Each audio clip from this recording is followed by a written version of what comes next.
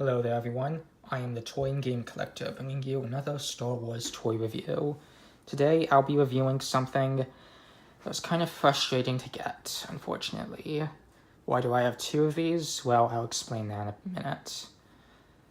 Today we'll be looking at, from the Star Wars Solo movie line of toys, we have the Imperial AT-DT Walker, which was seen not very long in the film, unfortunately.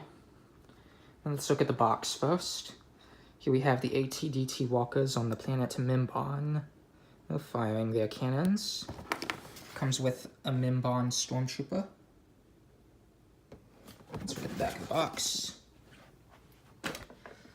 Deployed on uneven battlefields with difficult terrain, the AT-DT is a single-pilot mobile artillery walker unit that uses its primary cannon to provide air defense, as well as lob laser artillery into the heart of enemy lines.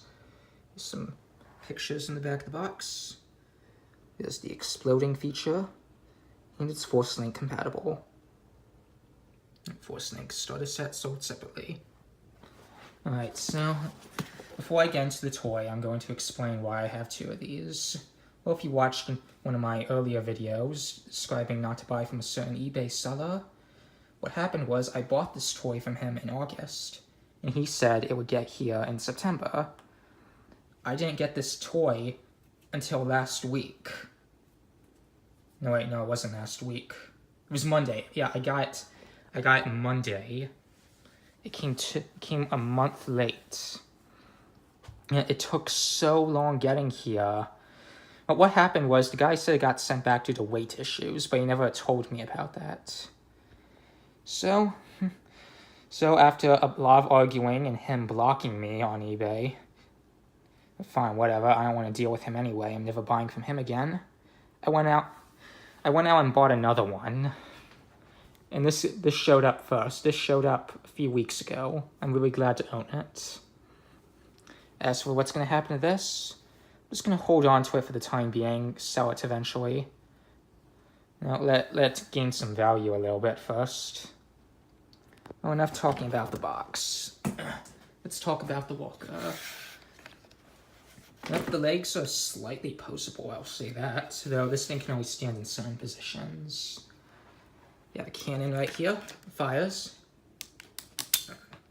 And that's how far it goes. Before I show off the other action feature to this, so let's go over the figure. This is the Mimban Stormtrooper. I have more of these. Let's do a comparison. This is the Mimban Stormtrooper that was released in Wave 1 of the Solo toys. Now, they look slightly different. This one doesn't come with a cape, obviously. They have the same blaster, but they're posed differently. And also the helmet's slightly different. Yeah. He's 5 POA, which means that he only moves in so many places. I do love this mud weathering effect on him, though. One thing I love about the Mimban Troopers is every single figure has different weathering on it. I have a few of them, and I've noticed something like that. Yeah. Let's put him back in the seat. Let's look at that. There's his control panel. Here's the artillery cannon. There's some blast marks, some laser fire. Now let's see if I can get this to work. Well, normally this cannon would launch too. Hang on. And there goes the cannon. Let me pick these up. Alright. Well, that's the toy review. Now I will describe some facts about the vehicle. The vehicle is half the height of an AT-ST Scout Walker, around 13 feet and tall from what I've heard. These were used on the planet Mimban against the Mimbanese Liberation Army. Yep, due to orders from Grand Moff Tarkin and Imperial High Command, Imperial governors were forced to increase their quotas on different planets, despite the fact that in some of the outer regions of the galaxy, and such as on planets like Mimban, peace was almost non-existent between the Empire and the natives. Yeah, these walkers were supposed to be deployed in the back of battlefields, shooting artillery, But due to Imperial High Command's requests, these things were forced to be sent to the front lines to hopefully gain a victory.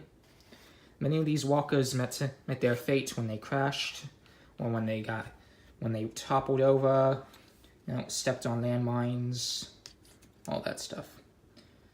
Now, if there is one flaw I have with this thing makes a terrible squeaky noise if you turn this. I'm not sure why it does that, but for the most part I keep this thing posed in one way or another. Well, there's not much else to say about it. I guess I better put this thing back together now. Well, thanks for watching. Hope you enjoyed the video. Please leave a comment, subscribe, like, do whatever. Have a good day.